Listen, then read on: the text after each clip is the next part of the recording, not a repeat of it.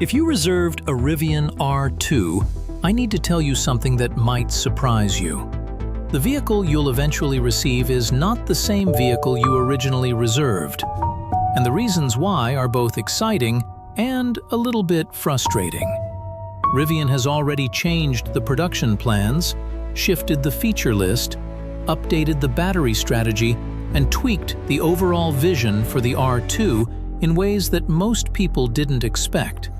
So today, let's break down everything that has changed, what's improved, what's disappeared, and what it means for anyone waiting in line for their future R2. When Rivian first revealed the R2 over a year ago, it instantly felt like the moment a lot of EV fans had been waiting for.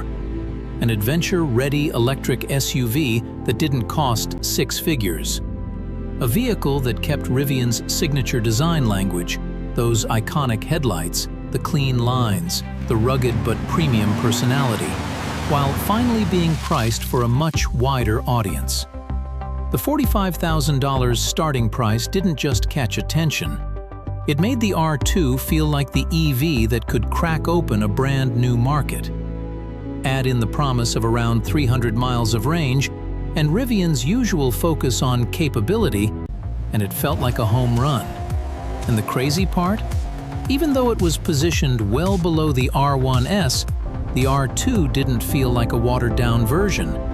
It didn't give you that stripped-down or compromise-heavy vibe that some smaller EVs do. It looked and felt like a real Rivian, just simpler, more accessible, and more compact. But a year is a long time in the EV world. Technology moves, priorities shift, and supply chains change.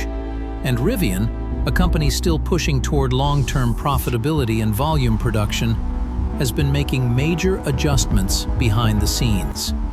So let's break down exactly what's changed since that original reveal, starting with something big: where the R2 will actually be built. Originally, Rivian planned to manufacture the R2 at a brand new factory in Georgia. That factory is still coming, and it's still central to Rivian's long-term growth. But there was a problem. Waiting for that plant to finish meant waiting longer for the R2 itself. Rivian didn't want that timeline. Customers didn't want that timeline. Investors definitely didn't want that timeline. So, instead of waiting, Rivian made a major strategic pivot. The R2 will now launch out of their existing facility in Normal, Illinois.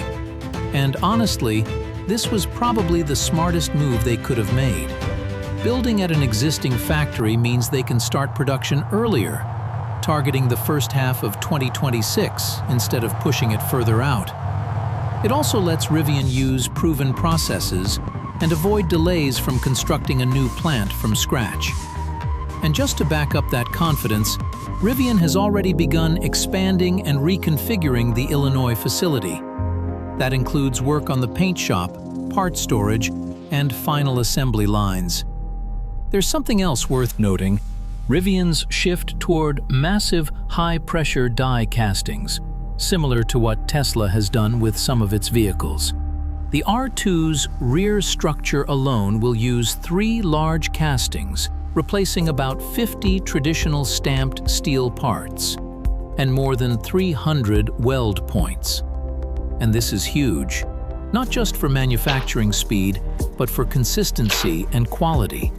Fewer welded sections means fewer potential misalignment issues, less complexity, faster throughput, and a more rigid structure. This is Rivian signaling that it's moving toward true, high-volume, next-generation manufacturing. And they're going big with it. Rivian plans to produce roughly 155,000 R2 units per year at the Illinois factory through 2028. After that, volume shifts to Georgia, where they expect both the R2 and the smaller R3 to scale dramatically, each eventually reaching 200,000 units per year. That's 500,000 smaller Rivians annually, just from Georgia. This shows you how serious Rivian is about entering the mass market. Now let's get into what's under the hood, or well, under the floor. Rivian is going with 3 powertrain setups for the R2. A single-motor rear-wheel drive version for the entry-level, a dual-motor all-wheel drive, and a tri-motor performance configuration with 2 motors powering the rear axle and 1 for the front.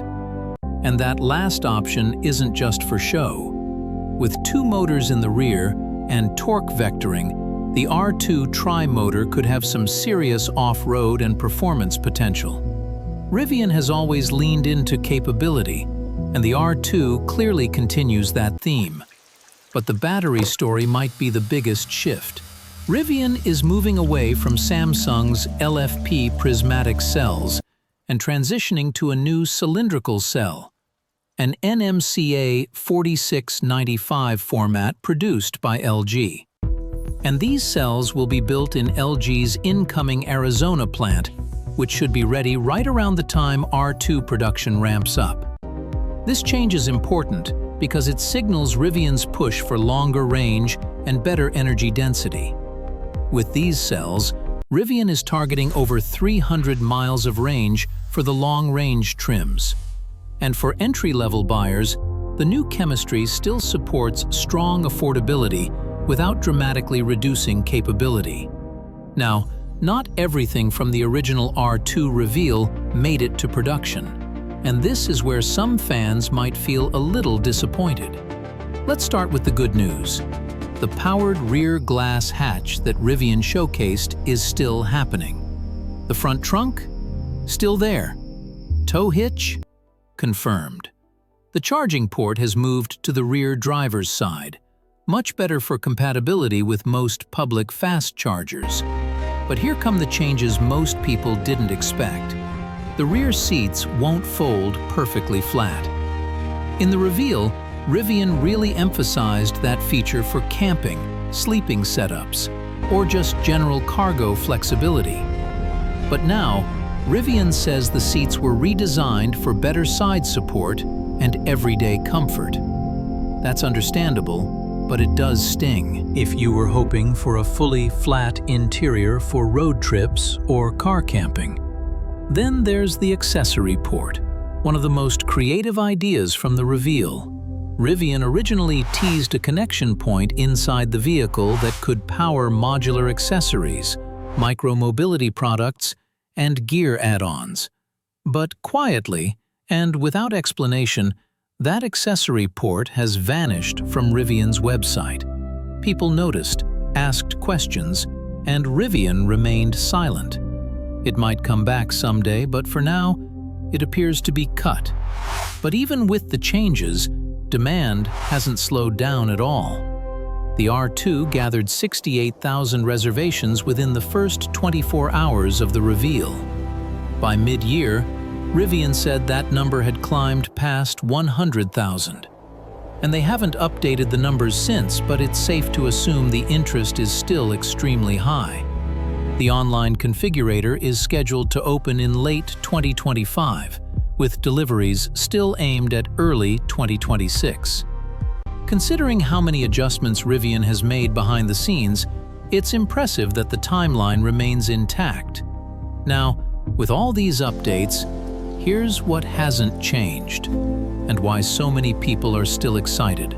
The target $45,000 starting price is still in place. Very few automakers have managed to hit that price while delivering genuine capability and premium design.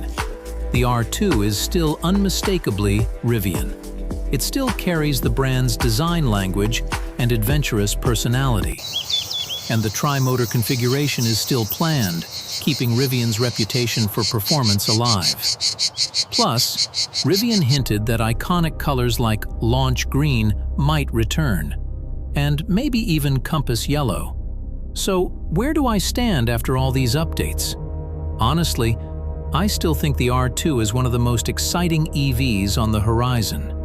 It's more affordable, more compact, and more practical than the R1 series, but it still feels like a true Rivian. It pushes the brand into an entirely new chapter. But at the same time, the quiet removal of some features, like the accessory port and the lie-flat seats, makes the R2 feel slightly more conventional than what Rivian originally hinted at. It's still great, but some of the magic feels softened. Still, I'm optimistic.